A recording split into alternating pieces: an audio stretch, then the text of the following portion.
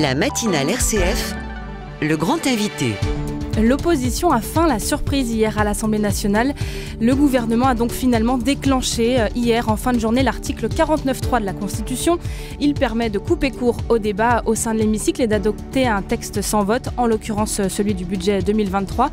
Il engage en contrepartie sa responsabilité. Le groupe de la NUP et celui du Rassemblement national ont annoncé le dépôt chacun de leur côté d'une motion de censure, séparément à l'encontre du gouvernement. Bonjour Bruno Retailleau. Bonjour à vous. Merci d'avoir accepté notre invitation ce matin sur RCF. Vous êtes sénateur de Vendée et président du groupe Les Républicains au Sénat. Ce 49.3 vous semblait-il inévitable ? On savait que le 49.3 tomberait tôt ou tard. Bien sûr, au-delà des jeux de rôle, je crois que personne n'ignorait que la Première ministre engagerait la responsabilité de son gouvernement, parce que c'est la procédure de 49.3 pour faire passer ce budget. Ce budget et ce 49.3, surtout sur le budget, il est l'expression évidemment de ce qu'on connaît à l'Assemblée, c'est-à-dire qu'il n'y a pas de majorité absolue, seulement une majorité relative. Donc le gouvernement n'est pas capable de faire passer ces textes. Et il est aussi l'expression d'une division interne à la majorité relative macroniste. On l'a bien vu la semaine dernière, où il y a des amendements que le gouvernement ne voulait pas, mais que sa propre majorité, notamment le MoDem, a appuyé et a fait passer. On a vu une interview de l'ancien Premier ministre, Édouard Philippe, dans Le Parisien, qui était une provocation sans doute vis-à-vis du chef de l'État. Donc ce que je veux dire, c'est que... C'est un aveu de faiblesse du gouvernement ? En tout cas, un train en cache un autre. On se dit, il y a le 49.3 parce qu'ils ont une majorité relative et puis qu'il y a des oppositions qui bataillent, donc il faut qu'on muselle et qu'on calme un peu les oppositions. Mais ce 49.3, c'est aussi dans la tradition un peu gaulliste cet instrument qui permet de mater sa propre majorité, vous voyez. Et je crois qu'en l'utilisant, Elisabeth Borne, c'est aussi un aveu de faiblesse. L'aveu de faiblesse, c'est que sa propre majorité, qui est déjà toute relative, minoritaire si j'ose dire à l'Assemblée, elle est divisée. Et c'est ça qu'il faut, je crois, retenir de la séquence des 10 jours qu'on vient de vivre. Cette méthode, est-ce une aubaine aussi en quelque sorte pour les élus, les républicains qui de fait ne se prononceront pas sur ce texte ? Non, parce que depuis le départ, ce texte, nous avions dit que nous ne le voterions pas. Pourquoi ? Parce qu'il ne nous convient pas. Il repose sur des hypothèses qui sont des mensonges. Pensez qu'aujourd'hui, on a construit un budget pour l'année prochaine avec des taux d'intérêt sur la dette qui seraient de 2,5%, alors que dès aujourd'hui, ils sont à 2,9%. C'est des différences en milliards. Pensez qu'on fera 1% de croissance. Tout le monde sait que c'est faux. Donc vous voyez, c'est un budget qui est écrit et qui repose sur des hypothèses qui sont des hypothèses totalement virtuelles. Et puis c'est surtout un budget qui n'est pas suffisamment sérieux. Écoutez, tous les ministères dépensent toujours plus d'argent, sauf le ministère des anciens combattants. Et on comprend pourquoi, pour des raisons démographiques. C'est pas sérieux. On va être un des pays d'Europe les plus mal gérés. Et cet endettement qui va atteindre pratiquement 3 000 milliards d'euros dans quelques mois, c'est une charge et surtout une bombe à fragmentation pour les futures générations, pour nos enfants. Donc il n'était pas question de le voter parce que techniquement il n'est pas bon, il n'est pas suffisamment sérieux d'un point de vue de la gestion des deniers publics, et puis aussi politiquement on ne pouvait pas le gérer puisque le voter dans la mesure où voter un budget, c'est dire j'appartiens à cette minorité, cette majorité. Donc nous sommes dans l'opposition. Pour autant, les députés républicains ne voteront pas les motions de censure de la NUP ni du Rassemblement national. On sait qu'il y a cette scission au sein du groupe entre ceux qui se veulent un peu plus constructifs avec Emmanuel Macron, avec la majorité, et ceux qui revendiquent une identité plus forte à droite. Combien de temps ça peut durer cette situation ? Non, je crois que... alors moi, je suis patron du groupe des sénateurs, oui. Mais je vais m'exprimer pour Olivier Marleix, qui est mon collègue et ami, qui est le patron de ces députés. Non, le groupe des députés LR est parfaitement sur la même longueur d'onde. Hors de question de voter une motion de censure déposée par la NUP et hors de question d'en voter une déposée par le Rassemblement national. C'est une question de logique et on ne va pas faire tomber le gouvernement. C'est nous qui pourrions faire tomber le gouvernement aujourd'hui. Nous savons que, au moment où je vous parle, si LR déposait une motion de censure à l'Assemblée, cette motion de censure passerait. Donc en quelque sorte, ça n'est plus Emmanuel Macron qui est maître des horloges, c'est nous. Mais très franchement, faire tomber aujourd'hui le gouvernement, quelques mois après la présidentielle, après les élections législatives, législatif. Alors même que nous accumulons des crises. La crise, on le voit bien. Ça pourrait être risqué pour les députés républicains. C'est risqué pour tout le monde, vous savez, ça serait risqué pour tout le monde. Dans le moment de crise qu'on connaît, je parlais de la crise énergétique, mais regardez le désordre partout avec les grèves qui se multiplient, un hiver qui va être difficile où on pourrait avoir des coupures de courant. Je pense que les Français ne jugeraient pas digne une telle motion de censure. Quelle est la ligne? Alors vous êtes candidat à la présidence de votre parti. Les adhérents se prononceront le 3 et 4 décembre prochain. Ne faut-il pas à présent passer par une rupture avec le camp macroniste pour justement espérer permettre au parti de survivre, en quelque sorte de rester sur cette identité? J'ai toujours été, moi, et c'est ce qu'on a pratiqué avec Gérard Larcher au Sénat au moment du premier quinquennat, sur une ligne d'opposition, mais d'intérêt général. Quand le gouvernement nous propose des mesures qui vont dans le bon sens pour les Français, pourquoi est-ce qu'on s'y opposerait?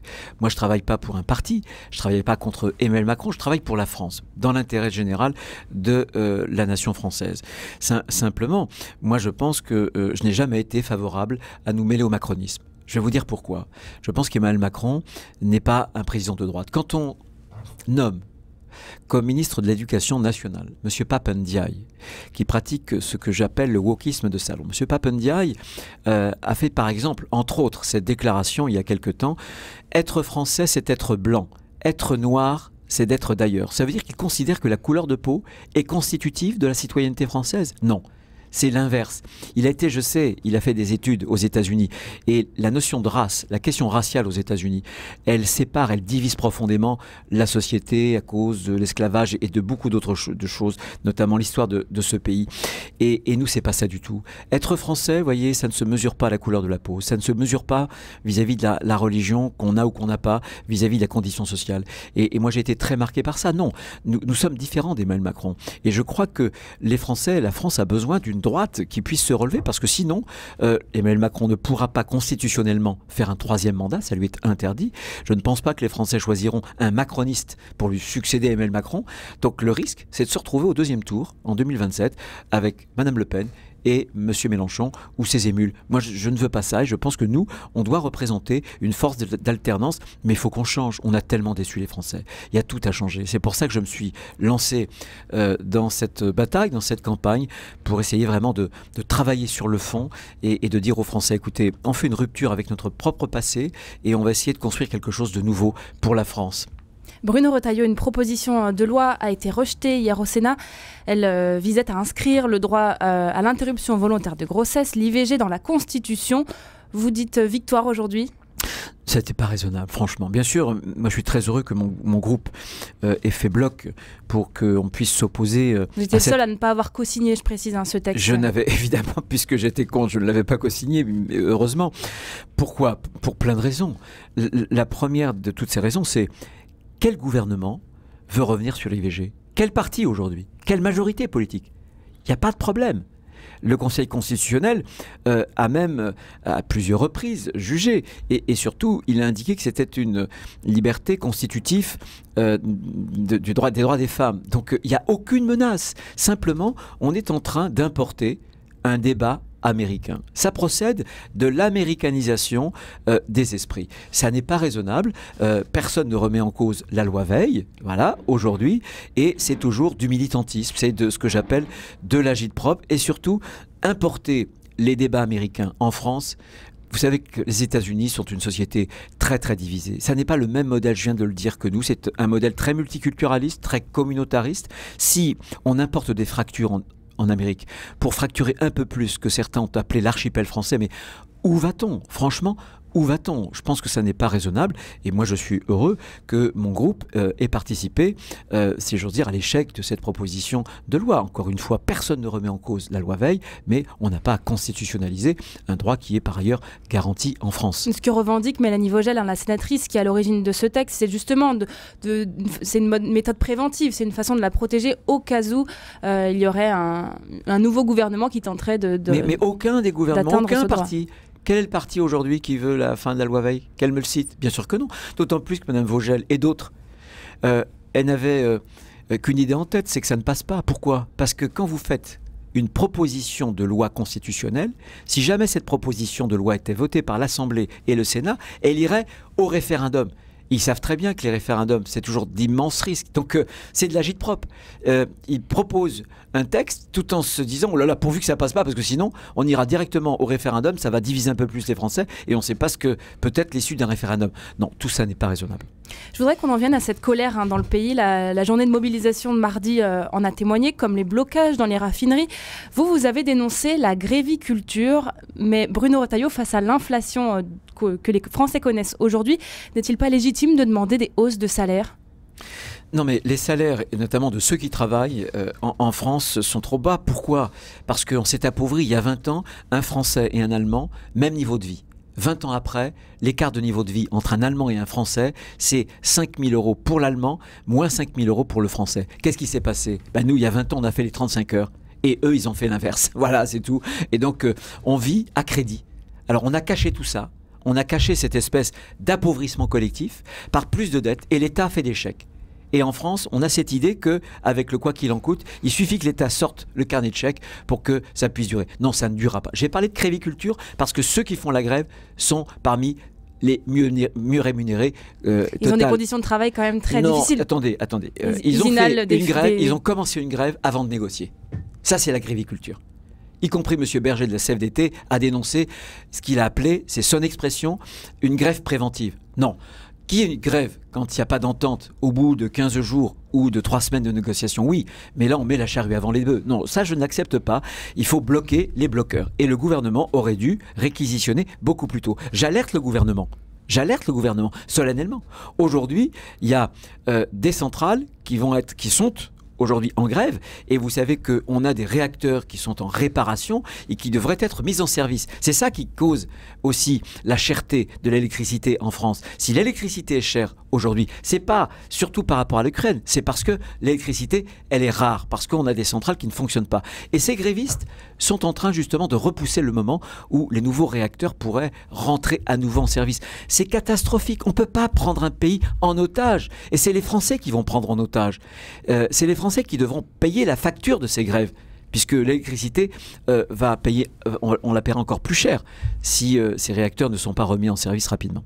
Bruno Retailleau, Olivier Véran, le porte-parole du gouvernement, a reconnu que la France devait faire mieux concernant les obligations de quitter le territoire français, les OQTF, une mesure dont faisait l'objet la personne suspectée d'avoir tué la petite Lola à Paris. C'est une ressortissante algérienne. Vous aviez demandé un peu plus tôt à l'État de reconnaître cette responsabilité. C'est ce qu'on vous reproche, mais fallait-il se servir de ce drame pour régler des comptes? Mais je ne me sers de rien du tout. Et je ne règle aucun compte. Moi, j'ai un ami à Saint-Laurent-sur-Sèvre qui est mort il y a un peu plus d'1 an. Il était prêtre, vous voyez. Celui qui l'a assassiné était depuis plus de 10 ans en situation irrégulière. Il n'avait pas été expulsé. Il était frappé par 3 obligations de quitter le territoire. Aucune n'avait été exécutée. Il a incendié la cathédrale de Nantes. Il n'était pas en prison. Sa santé mentale était précaire, il n'était pas en hôpital psychiatrique. Vous voudriez qu'on se taise? Moi, je suis un législateur, voyez. Le recueillement et mes pensées vont à la famille. Bien sûr, aux parents des victimes. Mais mon job à moi, c'est de faire quelque chose. C'est de dénoncer ce qui ne marche pas en France pour qu'on s'améliore. On aurait pu éviter ce drame. Mais bien sûr qu'on aurait pu l'éviter, puisque si cette Algérienne avait été expulsée, Lola, ce matin, irait au collège. Et vous voudriez, le gouvernement veut nous faire taire. Vous savez pourquoi il veut nous faire taire? Parce que leur politique migratoire, c'est le laxisme. Il n'y a jamais eu autant de flux migratoires en France, à tel point que c'est plus le gouvernement qui dirige la politique migratoire. Ce sont les mafias, les passeurs, les filières, ces nouveaux esclavagistes qui poussent des femmes et des enfants à embarquer dans des canaux précaires pour traverser la Méditerranée. Alors, est-ce que je me tais? Non, l'indécence, c'est le silence. L'indécence, c'est le silence. Je dénonce aujourd'hui l'indécence du gouvernement qui fait silence. Parce qu'il n'agit pas. C'est un premier pas, cette reconnaissance, justement. Mais la France aurait pu faire mieux. C'est un premier pas. Dans la vie, écoutez, dans la vie, qu'on ne me dise pas qu'il n'y a pas d'erreur, qu'il n'y a pas d'échec. Si on ne commence pas à reconnaître nos échecs, on ne peut pas avancer. Je demande solennellement au gouvernement de reconnaître ce qui ne va pas. Ça ne sert à rien. Bien sûr qu'il faut pleurer nos morts. Mais quand on est acteur de la vie publique, on ne se contente pas de pleurer. On essaie d'agir pour que demain, ce qui est arrivé au père Olivier Maire, ce qui est arrivé à Lola, ne se reproduise plus. C'est notre travail à nous les politiques. Et vous savez, ce silence, il est assourdissant. Les Français sont en colère. Et si on ne répond pas à ce type de problème, les Français, ils le diront dans les urnes. Et ça nous coûtera très cher. Merci beaucoup Bruno Retailleau, président du groupe Les Républicains au Sénat. Merci d'être venu dans le studio de la matinale RCF ce matin.